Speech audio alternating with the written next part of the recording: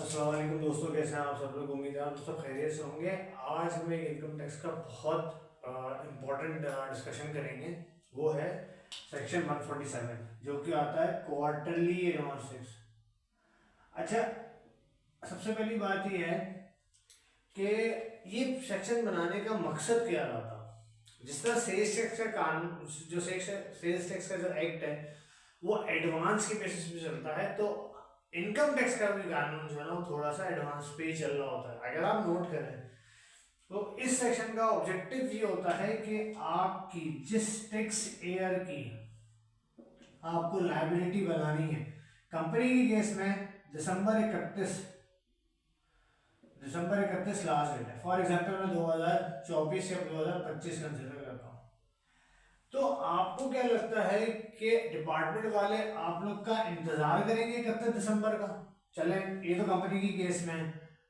Individual की case में आपने देखा होगा कि एडवांस टैक्स जो कलेक्ट होता है या डिडक्ट होता है वो सितंबर की डेट होती है। तो आपको क्या लगता है कि इनकम टैक्स वाले आपका इंतजार करेंगे यार कि जब साल के बाद में आना तब देखेंगे लायबिलिटी आपकी कितनी बनती है, फिर पैसे दे देना जो भी है?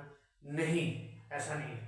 वो बोलते हैं कि आपने जिस टैक्स ईयर का भी है उसकी टैक्स लायबिलिटी का एटलीस्ट 90% पे किया हुआ हो, जो आपकी टैक्स लायबिलिटी साल के आखिर में बनेगी। ठीक है दोस्तों, कि आपकी जो टैक्स लायबिलिटी साल के आखिर में उसका 90% तो आपने पे कर दिया होगा। एडवांस टैक्स 147 में पे कर दें, 236 में पे कर दें, किसी में भी 148 में पे कर दें, किसी भी सेक्शन के तहत आपने 153 के तहत पे कर दें, आपने पे किया किसी भी सेक्शन के, लेकिन उसकी जो मालियत है वो कम से कम जो उसकी होनी चाहिए, जो वैल्यू होनी चाहिए वो कम से कम 90% से ज़्यादा होनी चाहिए, 90% से कम होनी चाहिए। तो उन्होंने बोला इस बात को कि यार अब हम प्रोजेक्ट कैसे करें, क्योंकि अभी तो इसका ईयर एंड क्लोज ही नहीं हुआ इस टैक्स ईयर का। इस ईयर का टैक्स तो फाइनेंशियल स्टेटमेंट तो नहीं बनेगा। फाइनेंशियल स्टेटमेंट इसके कब बनेंगे? 30 जून को बनेंगे। 30 जून 2024 या 25 लेना को बनेंगे। तो उन्होंने बोला भाई अच्छा एक काम करो तुम लोग कि भाई हमारे पास एक सेक्शन है 113, उसके हिसाब से आप कम से कम अपने टर्नओवर का 1.25 पे कर दो। पहली बात तो हमने ये कर दी। दूसरी बात उन्होंने कही कि आपको पता है कि आपका पिछले साल कितना टैक्स रहा है, पिछले साल आपका कितना टैक्स रहा है। तो उन्होंने क्या, उन्होंने बोला एक प्रोपोर्शन निकालो कि आपका टैक्स चार्ज कितना हुआ, लास्ट टैक्स असेस कितना है, असेस कितना हुआ उसको टैक्स लायबिलिटी से डिवाइड कर दो।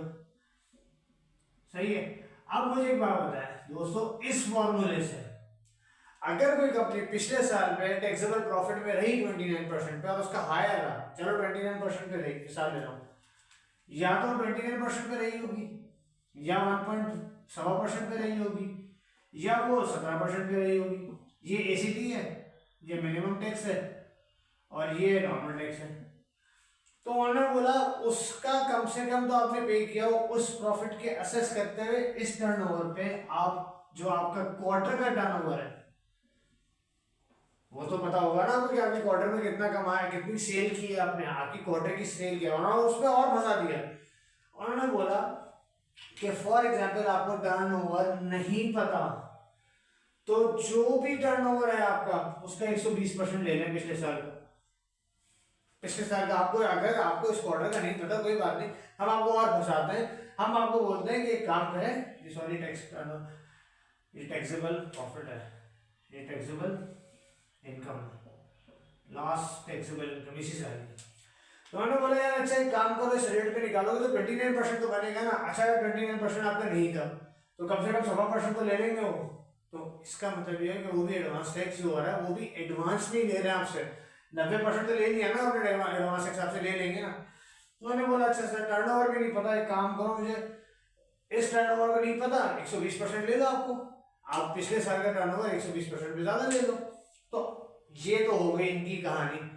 तो यहां तक अगर ये चीज समझ में आती है आप लोगों को कि भाई इनकम टैक्स का कानून भी जो है ना वो भी एडवांस पे चल रहा होता है, आपको रिपोर्टिंग करनी पड़ती है। फिर वो कहता है अच्छा सही है आपने ये निकाल लिया सारा इस जिस क्वार्टर में, यानी कि क्वार्टर में कह दूं आप अगर देखें तो पहला क्वार्टर आपका खत्म होता है 25 सितंबर को, फिर दूसरा होता है 25 दिसंबर को, फिर होता है 25 मार्च को, और उसके बाद जो होता है वो 15 जून को ले लेते हैं। ये इसकी डेडलाइन है, ठीक है, ये इनकी डेडलाइन बता दी। अब आप मुझे बताएं कि ये सारी कहानी करते हुए ये इन पे जितने भी टैक्स कट है, और अगर इससे कम कर रहे होते तो कंपनी खुद ही परेशान होकर बोलती है यार एक काम करो 147 का एक चेक बनवा दो और पे कर दो कि भाई हमने पेमेंट रद्द नहीं की। क्यों? क्योंकि इस अगर ये कम हो गया, अगर तो ये कम हो गया तो इसके ऊपर डिफॉल्ट सरचार्ज लग जाएगा, डिफॉल्ट सरचार्ज लग जाएगा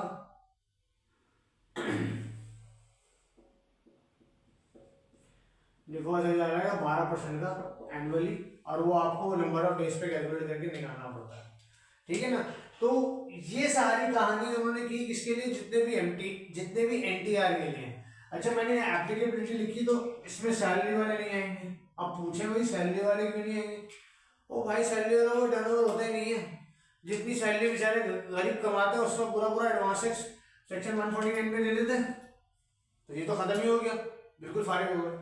दूसरी बात है एफटीआर वाले, ओहो एफटीआर तो वैसे रिजीम खत्म कर दिया एक्सपोर्टर के लिए, जब से उन्होंने कर दिया तो बचा गया, सब पे तो खत्म कर दिया उन्होंने। एफटीआर में बचा गया है, सिर्फ डिविडेंड बच गया, कुछ चीजें बच गई हैं। एक सबसे इंपॉर्टेंट एफटीआर तो वो हटा दिया उन्होंने जो एक्सपोर्टर्स के लिए था। बाकी उन्होंने बोले इस पे हटा दो, जो 154 वाले थे डिविडेंड वगैरह पे उन पे छोड़ दो, क्योंकि वहां पे भी जैसी प्रोसीड आती उस पर टैक्स कट चुका होता।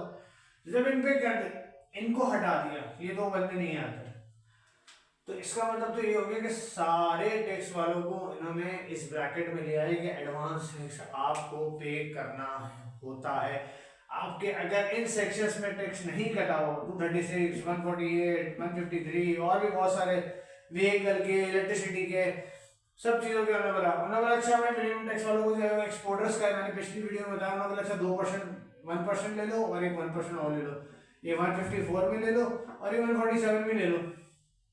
चलो भाई, तो यहाँ तक तो ये हो गया पूरा मिनिमम टैक्स का उन्होंने कॉन्सेप्ट बता दिया। अब यहाँ देखिए मैंने ये बता दिया कि यहाँ 29% ही निकलेगा अगर आपका नॉर्मल टैक्स था, नहीं निकलेगा तो बोलेंगे अच्छा सही मिनिमम टैक्स दे दो भाई, अपने इस साल का मिनिमम टैक्स टर्नओवर का 100% दे दो हमें, या 29% दे दो, 17% दे दो, कुछ तो दे दो।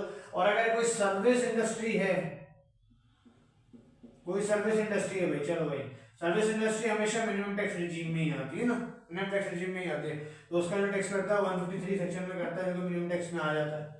तो इसका मतलब ये हो गया, वो बोलेंगे अच्छा आपका लास्ट टैक्स असेस कितना था और टैक्सेबल इनकम से निकालो, टैक्सेबल इनकम से इसका प्रोपोर्शन निकालो और मुझे मिनिमम 147 का टैक्स हमें पे कर दो। यही चीज है, ये तो किया ही किया इन्होंने। सबसे दूसरी, अब आप इन सारी सिचुएशन में देखें, प्रैक्टिकली हम देखते हैं, अगर इन सारी सिचुएशंस को देखे जाए तो आपसे जो टैक्स की कलेक्शन है वो पहले की जा रही है, और इसके अगेंस्ट में एफबीआई वालों ने तो आपसे पैसे ले लिए। क्या इन सब के अगेंस्ट में मुझे एक बात बताएं दोस्तों, कोई टैक्स क्रेडिट दिया गया? कुछ भी नहीं। जो आपने पेमेंट की उसी का टैक्स क्रेडिट ले लो, कोई बड़ी बात तो नहीं है। तो भाई ये कोई टैक्स पेमेंट कोई नहीं है, कोई टैक्स रिबेट नहीं है। अब मैं आपको एक और मजे की बात बता दूं, आपको बड़ा मजा आएगा सुन के, मैं आपको मेरा डिस्टर्ब रखूंगा कि मैं एक मिनट मैं बहुत मजे की बात बताऊं, मैं इसको मिटा रहा हूं।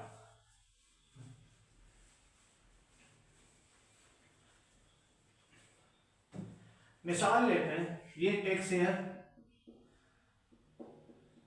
2024 है, एक बंदा एनटीआर में था, उसने उसकी टैक्स एक्सपेंस निकला, उसका एनटीआर में निकला, मैं कहता हूँ 100 रुपये का निकला, सही है, और टैक्स एक्सपेंस 100 रुपये का निकला, उसने लेस करा दिया कि मेरे पास टैक्स क्रेडिट जो है वो वेरियस सेक्शन का, यानी कि 147 का, 148 का, 153 का, 236 का, सब कुछ मिला के मेरे पास जो टैक्स क्रेडिट बना वो बना 200 रुपये का।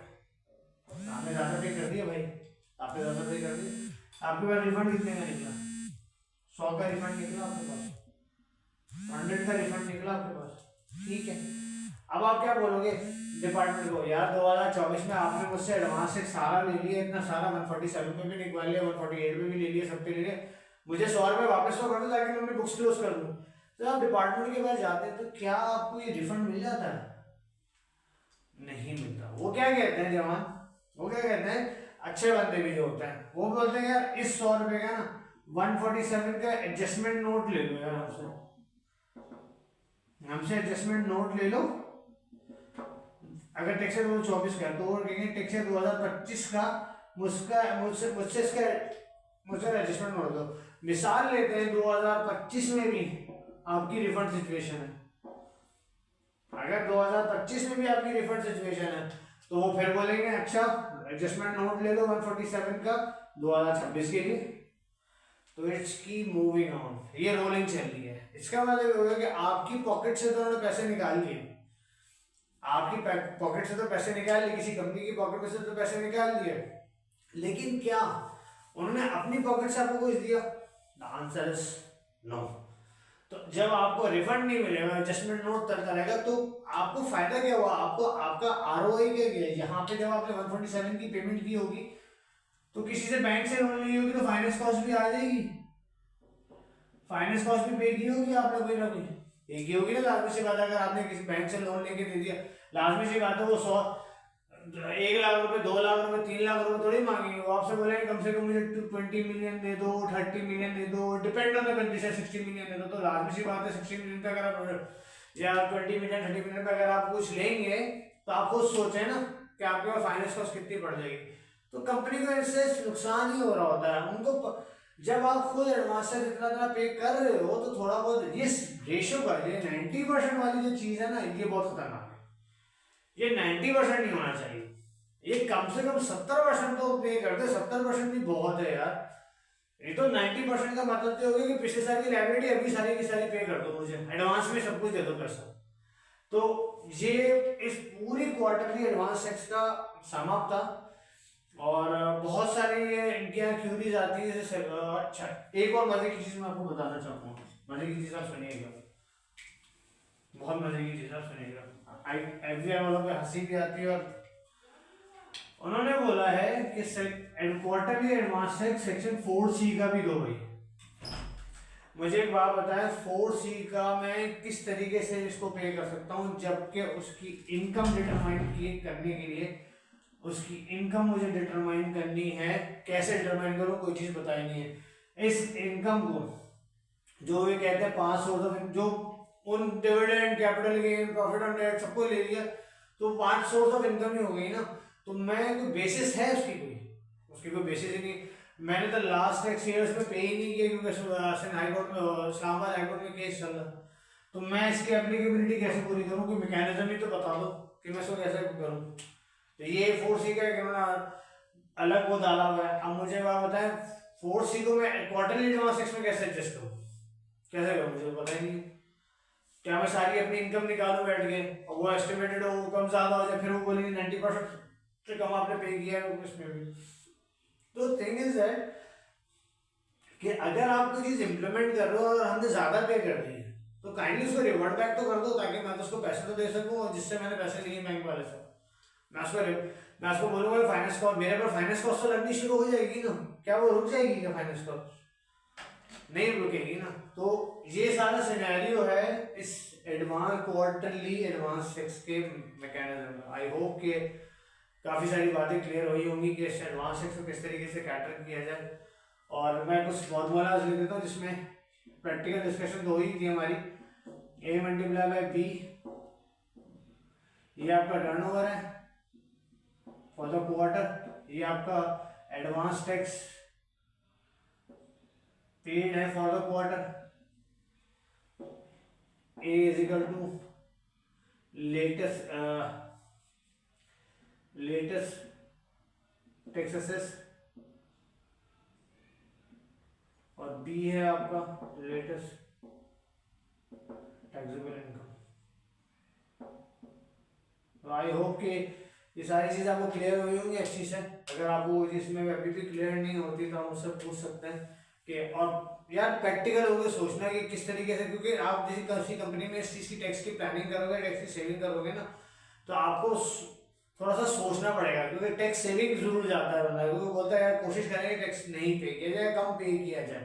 दोनों सिचुएशन में ये बात आती है कि कम पे किया जाए या नहीं पे किया जाए, ताकि हमारे पास ये फाइनेंस कॉस्ट की या हमारा कैश आउटफ्लो ना हो। क्योंकि अभी आपको अगर आपने अभी पैसे दे दिए तो सप्लायर्स की पेमेंट, इंपोर्ट्स की पेमेंट, बहुत सारी पेमेंट ऐसी होती है जो आपको करनी पड़ती है, वो सारी स्टकअप हो जाती है।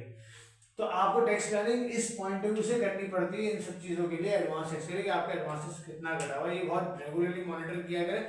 एडवांस टैक्स मैं आपको बता, एडवांस टैक्स की जो अगर आपको क्वार्टरली रिपोर्टिंग अगर कितना पे कर दिया है तो आईआरएस के पोर्टल में एमआईएस की रिपोर्ट निकलती है, वहां पे उस एमआईएस की रिपोर्ट से ट्रैक करते रहा करें कि हमारे पास टैक्स ईयर में कितना टैक्स ऑलरेडी पेड हमने कर चुके हैं। तो ये कुछ चीजें थी एडवांस टैक्स से मुतालिक, क्वार्टरली एडवांस टैक्स से मुतालिक। मैं चल रहा था बिजनेस इनकम से, तो इसकी वजह से मैंने ये मैटर डिस्कस किया। अपना बहुत ज़्यादा ख्याल रखिएगा। अस्सलाम वालेकुम।